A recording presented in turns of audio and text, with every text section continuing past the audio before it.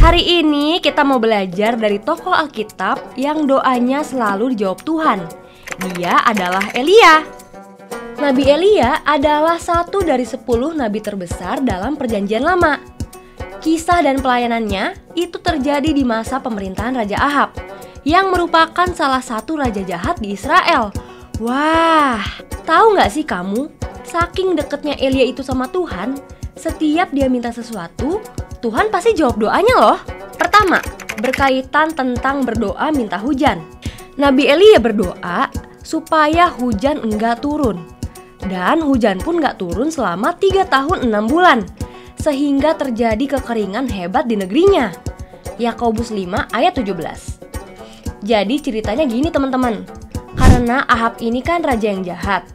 Dia bikin patung Baal buat gantiin Tuhan. Sampai di Alkitab ditulis, Ahab bin Omri melakukan apa yang jahat di mata Tuhan lebih daripada semua orang yang mendahulunya. Makanya Elia berdoa biar nggak ada hujan, supaya Ahab itu tahu kalau Tuhan yang harusnya disembah itu adalah Tuhan yang Elia sembah.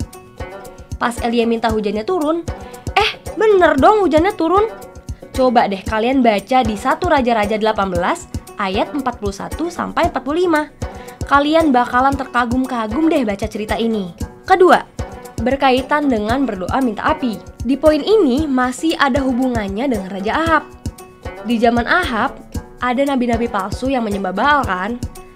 Nah, Elia itu mau buktiin ke rakyat dan nabi-nabi itu kalau yang mereka sembah itu salah.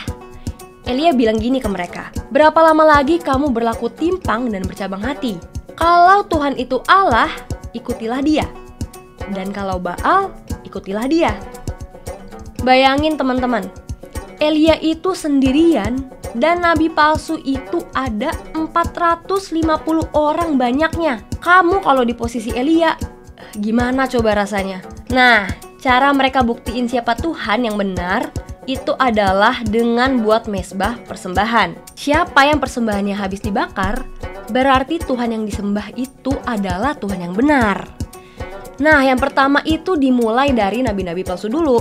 Ya, sesuai prediksi lah, sampai waktu yang ditentukan gak terjadi apapun. Kocak banget deh. Sampai Elia bilang gini ke mereka, panggillah lebih keras, bukankah dia Allah?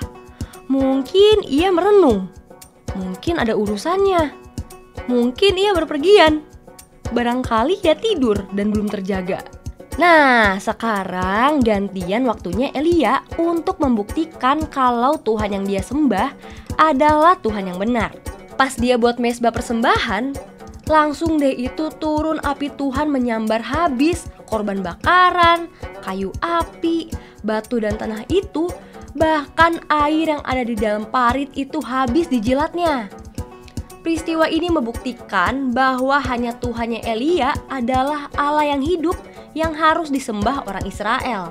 Teman-teman, ada 2 lagi doa yang disampaikan Elia kepada Tuhan dan dijawab Tuhan. Kira-kira kalian tahu nggak apa doanya? Pokoknya berkaitan sama seorang janda Sarfat. Kalau kalian tahu, DM ke Instagram kita ya, biar kita cek nih jawaban kalian bener atau enggak. Jadi gimana Super Youth? Seru kan belajar Alkitab?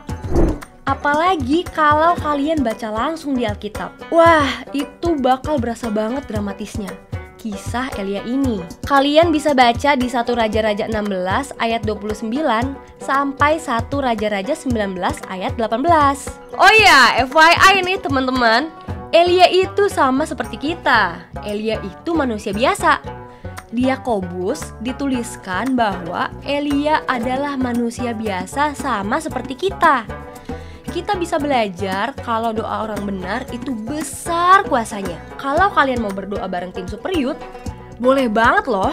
Kalian bisa DM atau WhatsApp kita ya. Oke deh, pembahasan kita sampai sini dulu ya. Sampai jumpa di Belajar Alkitab bareng Super Youth selanjutnya teman-teman.